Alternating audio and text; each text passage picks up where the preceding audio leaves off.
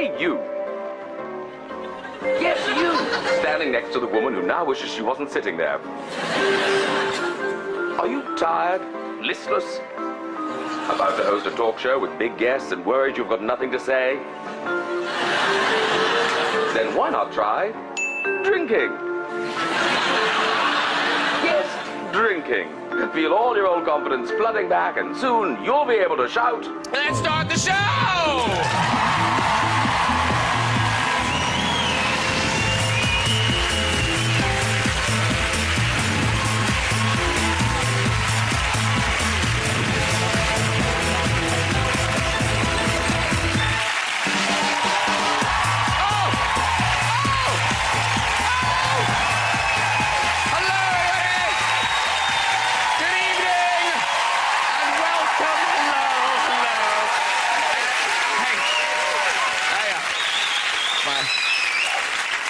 My wine drinking prowess. If you want me, Blue Nun, I am available. We're talking adverts because tonight we're joined by the star of brilliant advertising drama Mad Men, Don Draper himself. John Hamm is here. Ladies. Oscar-winning actress and star of the new sci-fi blockbuster Prometheus, Charlize Theron is in on the show. Yes, she is. Plus, comedian, actor, and the man behind the legendary Alan Partridge, Steve Coogan is here. From the wonderful Rumour, ladies and gentlemen. Oh. And for our visitors, what an exciting time to be in the country. It's Jubilee weekend! Oh, it is exciting. No, seriously, I'm excited. I can't think of anyone who won't be waving a Union Jack. I can't. Maybe one person. Hey, look, we've got 2 bank holidays. 2 of them. Great. Yeah, I know. Mind you, if you think that's a long weekend, try flying back from Azerbaijan with Engelbert Humperdinck. I tell you, it's further than you think. Of course, there's going to be a huge concert as well with JLS playing. That'll be great. I mean, who doesn't like JLS? Awkward. And the highlight of the weekend is going to be the flotilla on the Thames. All the royals have their own unique boats. The Queen, Charles, and, of course, Harry.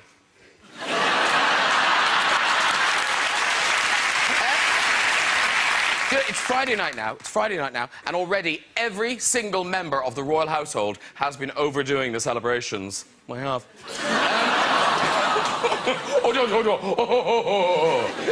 It's sleeping, right? It's sleeping, right? It's going to be a weekend of partying. I can't imagine what the Queen's going to look like after 4 days non-stop drinking.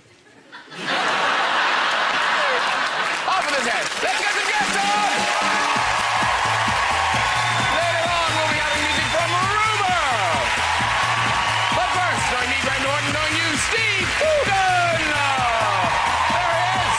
Woo! I'm going to take your hand. Oh, he's everywhere. He's everywhere. This time. Get down here.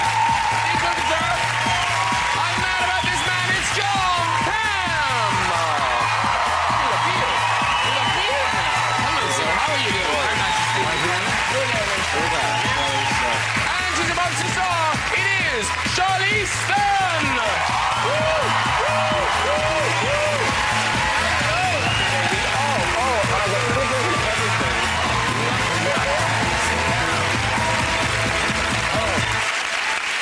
Before I do another thing, because I know I'm going to get this wrong a lot, Charlize Theron. No, I was back there freaking out. You're like the first person who said it perfectly. Really? Yes. I'll stop now. I won't, Yes. I won't say it again. Amazing. 15 years, and then you came along. No changes here. Now, by the way, you guys, do you know each other outside of being back there or on a sofa? I know John. And I don't know Steve. Because I've seen him on the telly. You know that's not real. I know, I know. Now, it is Jubilee weekend. Do you have plans? Anybody got plans for Jubilee? I didn't realize it was Jubilee weekend, but when I got here, I got in town a couple days ago and was invited, I guess, to sit next to the Queen on the boat. No, you're joking. That's amazing. Yeah. No, which you're was joking. Sort of I'm not going to do it. I don't know her. It's 4 hours. It's a long thing. And what are we going to talk about? I don't own crowns or tiaras or... No, I don't know if that you're I'll- joking or not. Are you joking?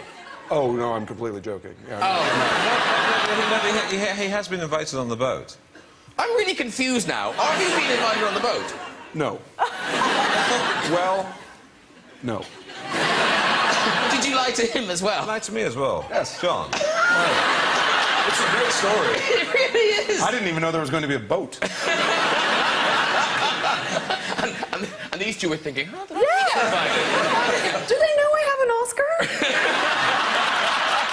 Did they not know? It's just another thing you don't have in common with the Queen. Now, Charlize Theron. Now, we're delighted you're here for all sorts of reasons. I'm so happy to be. I'm a huge fan. Thank you. Such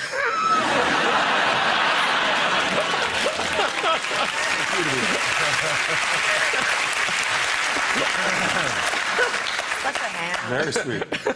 Didn't have to say that. Did not have to say that.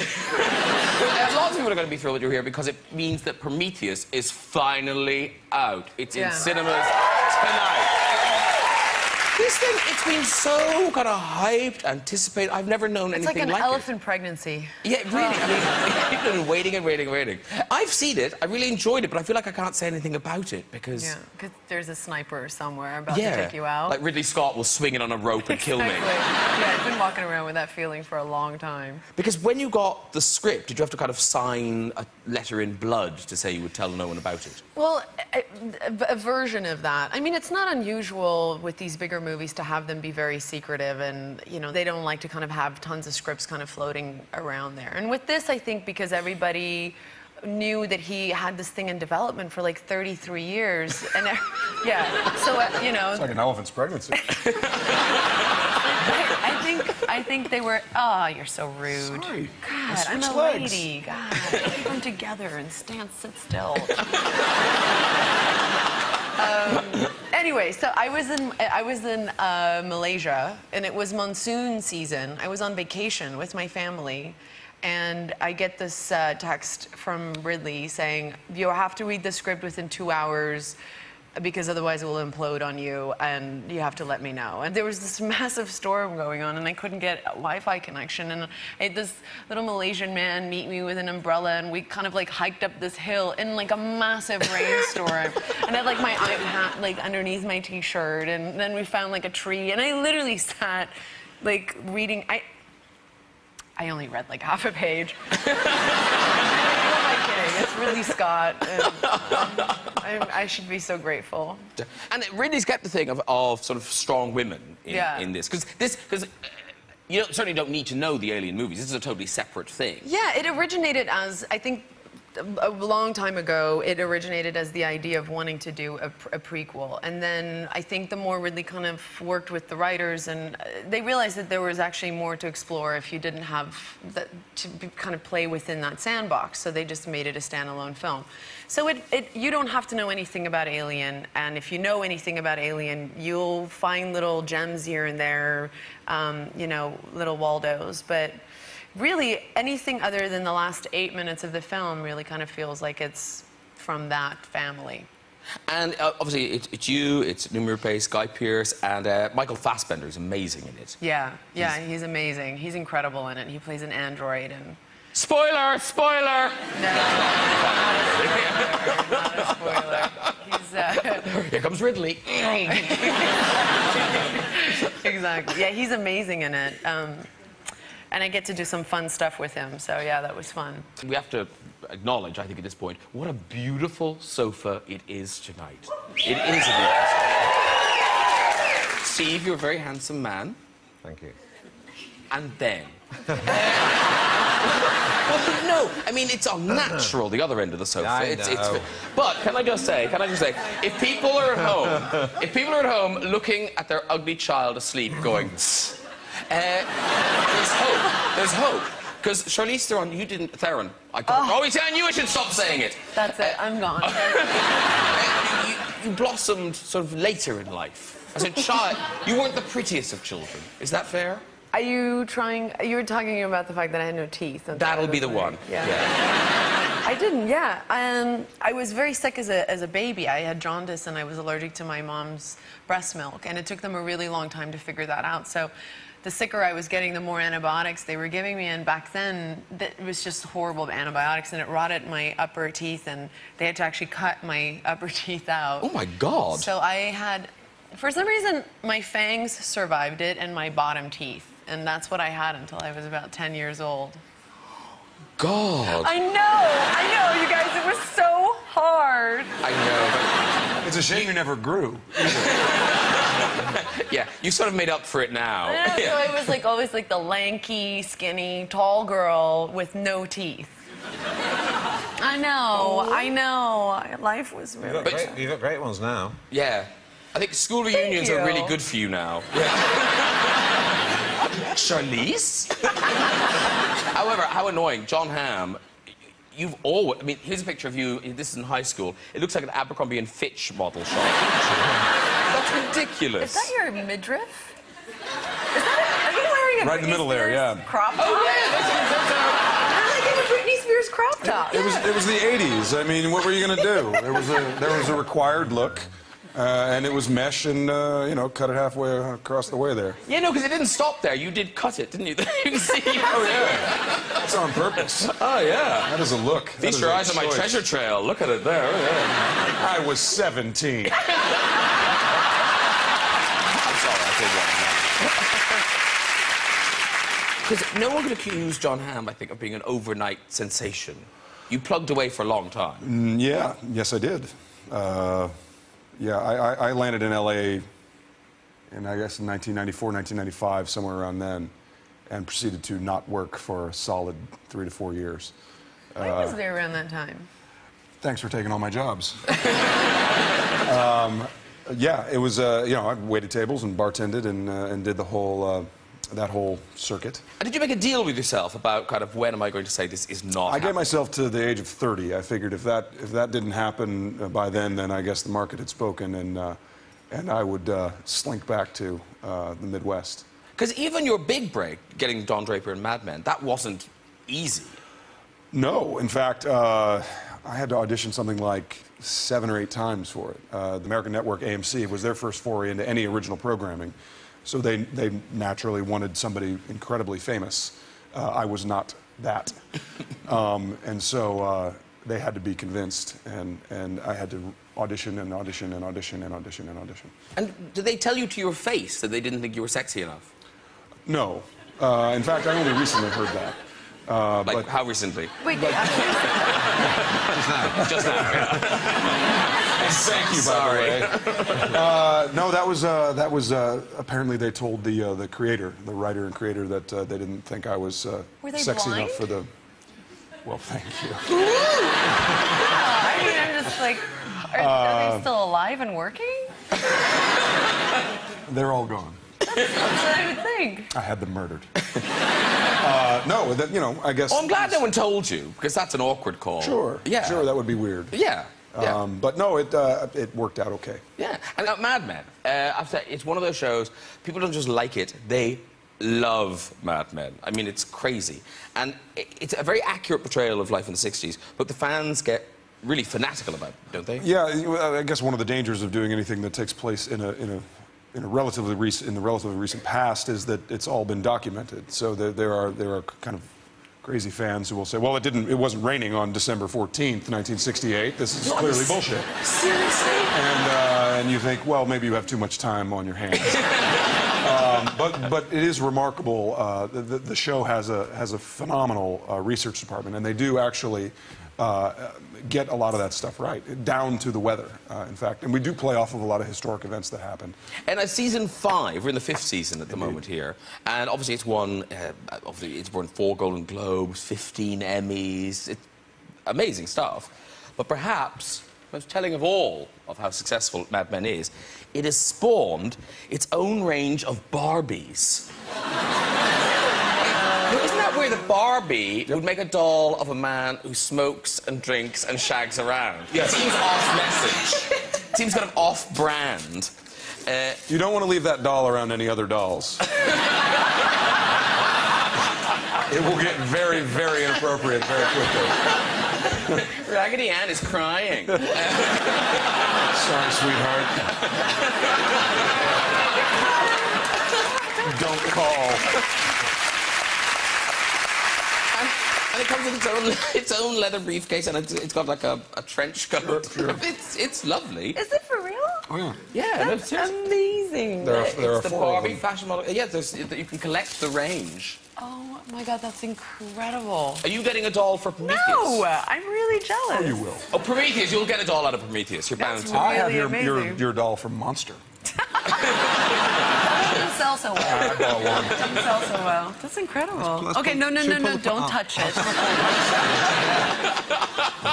Clean as a whistle. Ken doll? Yep. Yes? Okay. Super smooth. Yeah.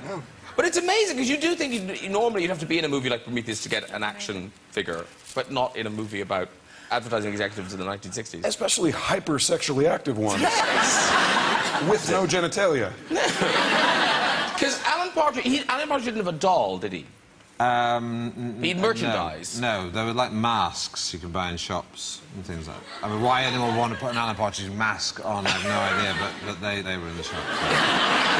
And just in terms of endorsements, obviously, as celebrities, you know, you do Dior and things, you know, you can make a lot of money there. But Steve Coogan, you walked away from a lot of money, didn't you? Yeah, I was. Yeah, well, I was offered about two. Well, Say it. Go on, say it. I was offered £2 million to do an advert for McDonald's. And I said, well, what I did actually, because I wouldn't advertise McDonald's because I just wouldn't. But what I did was I negotiated and pushed the fee up as high as I could to see what they would pay. I kept saying, I want more, I want more. And then when they said, we'll pay you $2 million, and I said no. But I just wanted to see how high they would go.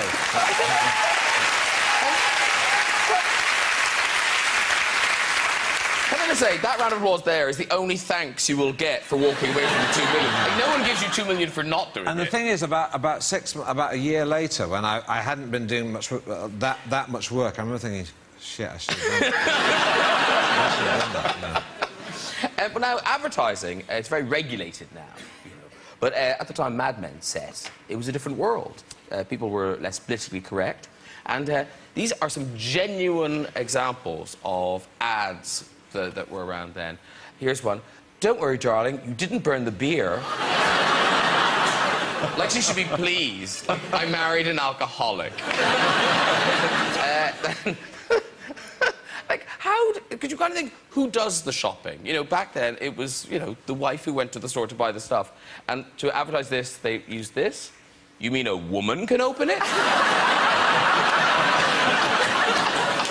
All by herself. Isn't that like this? Yeah. Oh, I'm going to buy that. Oh, this product thinks I'm an idiot. And it's ketchup. It's Actually, it is quite hard to open. It's not just the sentiment. Sometimes the phrasing of the slogans wouldn't really work nowadays. Blow in her face and she'll follow you anywhere.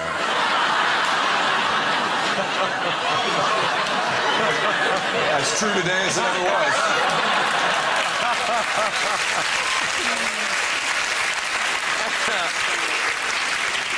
This is my favourite, though. This is for, and I don't know why it would be this, but it's an early morning laxative.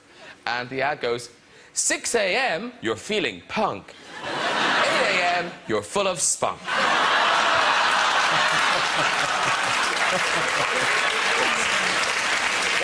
What a busy 2 hours they were. Well done, all the ads. Very good. There you go.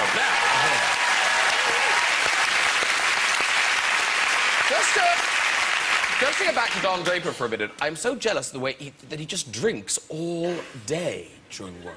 That's not a character choice. That's just how he works. And talking about drinking, John Hamm, you are drinking again in your new movie, Friends with Kids. Yes, indeed. Which I've seen and I enjoyed so much. I loved it. Thank you. Written, directed, and starring your long-term partner, Jennifer Westfeldt. Lovely and talented. Yes. How long have you been together? Hey, that's us. Yeah, there you go. We've been together 14 and some odd years. Aww. Wow. Yeah. Give that a round of applause. Can I just say, I actually caught a woman's face in the audience going, oh. I swear I did. People were applauding and she was going, oh. I washed. What was the point?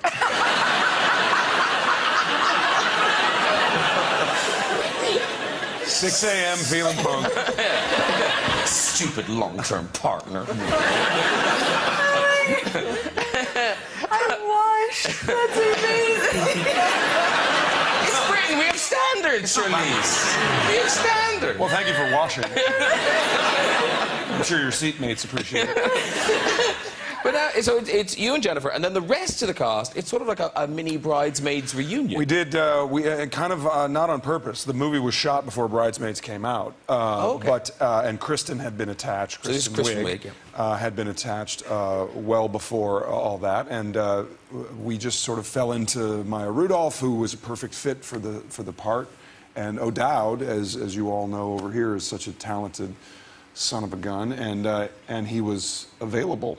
So we got him, and it was a good thing, too, because then Bridesmaids came out and was this international phenomenon, and we wouldn't have been able to afford anybody had we shot it after that. So it was lucky for us. And again, you're not playing... I mean, what I liked about the movie was that none of the characters are straightforward. That, you know, it's all kind of light and shade. But your character is one of the less sympathetic characters. A darker soul, perhaps. Yes, I would say. Yes, he's not the happiest guy, and what the film tries to do is sort of examine how relationships interpersonally and relationships between couples shift once children enter the picture. And Jen and I don't have kids, but we know a lot of people that do, and we kind of watched how their relationship shifted a little bit. And sometimes it's for the better, and sometimes it's for the worst. And for my character, it is a little bit for the worst, and he doesn't handle it very well. Friends with kids, have they seen the film? They have. They okay with it? Well, in fact, Adam Scott, who plays the lead in the film, read the script and came to Jen and said, like, is this about me and my wife? And we were like, no, not at all, no. But yeah, it's certainly not about anybody, nor is it.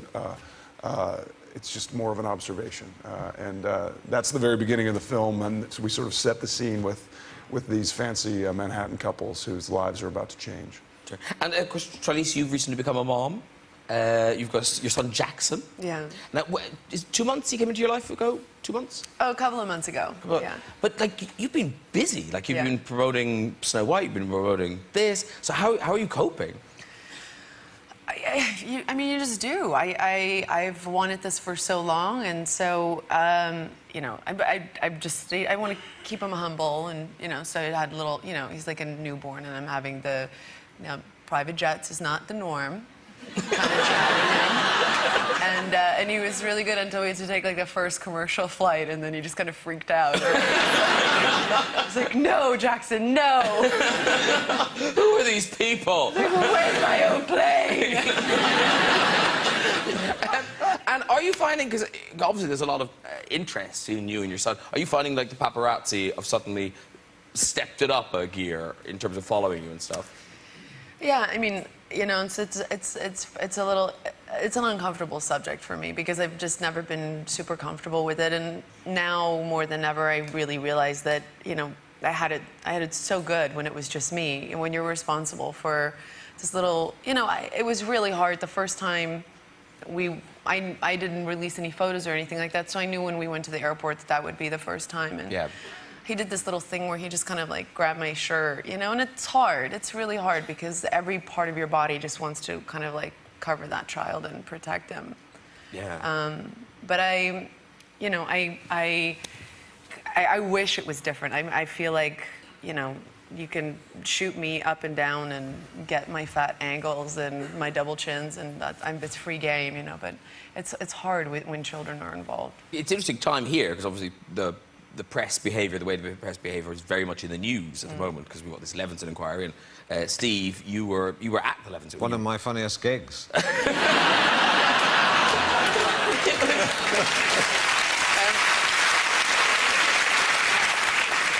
Are you surprised at how the story's just grown and grown and grown and grown?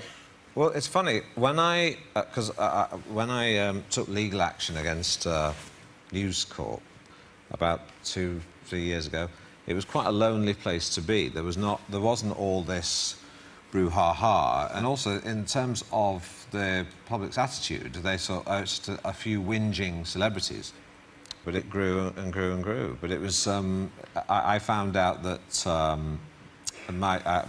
I sort of saw Glenn Mulcair's notebook, and it had sort of lots of numbers on it, telephone numbers that I recognised, had the password to my phone account, which I'm slightly embarrassed to say is Ferrari. Was Ferrari. Was Ferrari, yeah. Now it's Ford Mondeo. You should have taken that McDonald's gig. I know, I should, yeah, you're right. Yeah, and it was not the place to be, and it sort of, you know, in those days, you know, I was advised against it, so don't do that, don't make enemies of News Corps, you know, because they can stitch you up. But they'd already stitched me up, so I didn't have any skeletons left in my closet, you know. It'd all been said, really. And as I said to, you know, Paul Dacre, the editor of the Daily Mail, he can have the hard drive off my computer if he likes. There really is nothing else there. Just regular porn. Yeah. because of the connections to kind of Fox and stuff, has it made any impact in the States? Are people talking about it at all, or is it just a British thing? No, I think people are talking about it. There's definitely awareness. Yeah. Sure. And I'm virtually certain it happens in the States, too. It has to. So that's the thing, whenever, you know, there's sort of a leaked photos of somebody that's taking pictures of themselves naked or whatever. I'm all for that. But the thing is, they're not leaked. Wait a second. They're stolen. Well, and that's a different thing. Well, I mean, you sent those to me in total you never total replied privacy. Back. You never replied back. Did I look fat? Not a good angle? You will never get an answer to that question. Ever. And watching the episode now, do you think anything's got to change, or is it just going to rumble on for a while, and at the end of it they'll kind of go, well, that'll never happen again? No, I think something will change this time, because there have been previous inquiries into press standards, and the press have always said, we'll behave ourselves this time. It's like, and I think it's sort of, it's sort of crunch time, really. There'll be some sort of regulation. I think Leveson is doing a brilliant job, and I think he's aware that there's what they call the chill effect, which is the press are behaving themselves at the moment, uncharacteristically being well behaved, in the hope that people will go, oh well, they're not really bad, really. And then, of course, when the inquiry goes away, then they'll sort of get back up to their old tricks. But I think it's going to be different this time. I think there's going to be a sea change, I think. I think what Steve's saying is now would be an optimum time to just do really crazy things while you're in London, sure. And, you know, they won't report it. Me and Jenna went to a strip club right after this. Oh, lovely. Oh, I'm not invited? Wow, that's sexy. 3 year performing.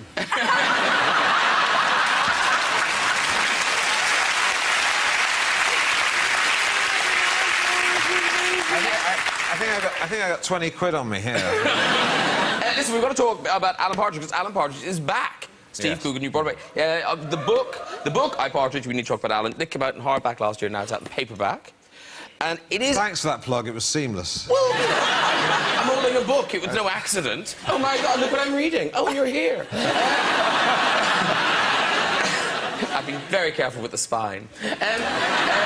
But did you have to read loads of those celebrity autobiographies to get that tone? Because the tone is really good. Well, they asked me to actually do my own autobiography, but I didn't want to do that because I'd have to drop so many people in it. That I thought, I'm not going to do that because it's too embarrassing as well.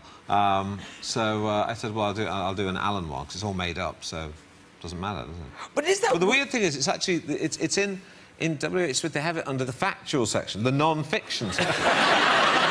We've got it as a legitimate biography in the non-fiction section. It's all made up. But that is the confusion with Yes. Alan Partridge. People do kind of think of Alan Partridge as a real person. Well, some people do come up to me and say, hey, Alan, can I have your autograph? And I say, it's Steve, actually. And they go, yeah, all right, Alan. So I do get that bit. But, yeah. And you're back on screen as well. Yes, I am. Yes. What are you giving us? Well, I'm doing... there's a TV series for Sky Atlantic, which is Alan just in his radio studio, sort of broadcasting from... he's not with Radio Norwich anymore. He's with North Norfolk Digital. And we've done a whole series of those, and we've done a couple of specials. One is Alan going round the whole of Norfolk and Norwich and explaining about his background and where he's from and visiting, you know... Is this the Welcome to the Place of My Life? It's called Welcome to the Places of My Life. And the other one is a pseudo-arts book programme called Open Books, in which Alan's just interviewed in a very sort of worthy, sort of considered, pretentious tone about his book. It doesn't sound funny, but it really is. Now, while Donham, you're not meeting the Queen this weekend, down the end there, rumour, she's only gone and sung for President Obama. You did, didn't you? I did. We've got a picture of you singing for President Obama. There you are. Now, that could be photoshopped, we're not sure. It could be just a booth you went into at some restaurant. Yeah, stand here, hold the microphone, and look like you're singing to President Obama. I don't know, because I had my eyes closed. I didn't want to look at them. And did you bring gifts for President Michelle? Well, I wanted to bring something. You know, when you go to somebody's house, you think, I need to take something, you know? Pot plant, perhaps? Yeah, you know, you feel like it's polite, isn't it? Yes. But I was thinking about something quite, you know, interesting and exotic. You know, like a nice first edition book or something like that. But in the end, I didn't have time. So I went to Marks and Spencer's and I got a tin of biscuits.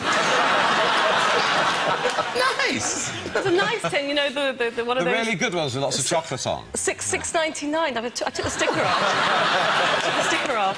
You're crazy, rumour. $6.99 for biscuits. They won't know. It's a handy tin. Listen, thank you so much for doing that totally live. It was gorgeous. Oh, thank Love you. your voice. Thanks so for thank you having very me. much. You're welcome. Listen, we're nearly out of time, but just before we go, time for a story to In the Red Chair. So who's up first? All right. Yes. Hello. Hello. What's your name? I'm Leslie. Leslie. This is Leslie, everyone. Where are you from, Leslie? Elstree. Elstree? Yeah. Oh, near the film studios. Yeah, not far. Oh. Does your story involve celebrity? No, just me. Okay. All right. What do you do in Elstree? Well, I'm an administrator for a charity. Okay, we'll just draw a veil.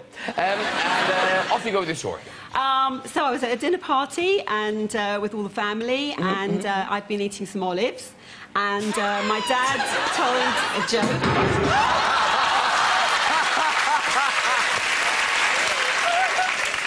Showing off with her fucking olives. I was eating olives. Doesn't impress us, does it, rumour? $6.99 for biscuits. Who's up next? Who's up next? Hello? They love you. They love you. I don't know who you are. They love you. What's your name, sir? Jeremy. Jeremy. And what do you do, Jeremy? I'm a student. Of? Acting. Acting. Who's a student of acting? Where are you going? Lambda.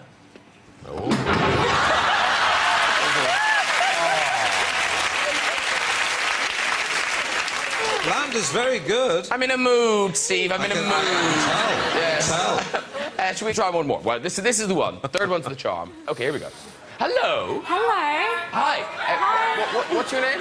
Louise. Louise? Yeah. Louise, all right. And where are you from, Louise? London, Shoreditch. Shoreditch? Oh, very cool. She's a hipster.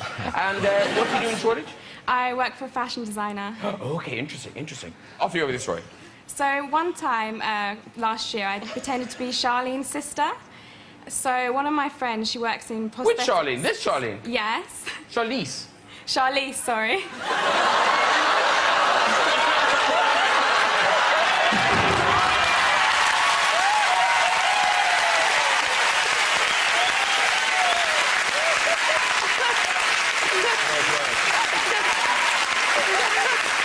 I draw the line with the last name. You can screw up my last name all you want. Yeah, But God damn it, not my first. That's Charlene Theron. She's great. Okay, let's try one more. One more. This is it. This is really the last one. Okay, quick. Hello, nice lady. Hello. Hi. What's your name? Jenny. Jenny. All right, Jenny. And where are you from? I'm Dutch-American. Okay, lovely. And where do you live now? In Tufnell Park. Okay. She puts the tough into Tufnell. Tufnell Park. Don't mess with me. She's Jenny from the block. Okay. Off you go with the story. Okay. I'm a veterinarian, and I was working at an orangutan rescue center. Can I just say, I love this story already. I love it. And during one of the first weeks there, I was at the baby playground where all the baby and toddler orangutans can play with the ropes and in the trees. And I wasn't really aware of how things rolled in that orangutan rescue center. And I was just observing the toddlers playing and swinging around when I felt something kind of wet pressing against my palm, the palm of my hand. And when I looked, it was one of these toddler orangutans that was masturbating himself with my hand. It was his tiny little penis rubbing against it. You can walk. You can walk, Jenny. Okay, there you go. Well done. You like that? That's a good story. Well done to everyone. If you'd like to join us on the show and have a go in that red chair, you can. Just contact us via our website and to this very address. Thank you to all my guests tonight. Rumour, ladies and gentlemen. Steve Coogan. Charlie Stan. And Mr. John Hamm. Join me next week with comedian Ross Noble, pop princess Katy Perry, and nation sweetheart Cheryl Cole. I'll see you then. Good night, everybody. Bye-bye.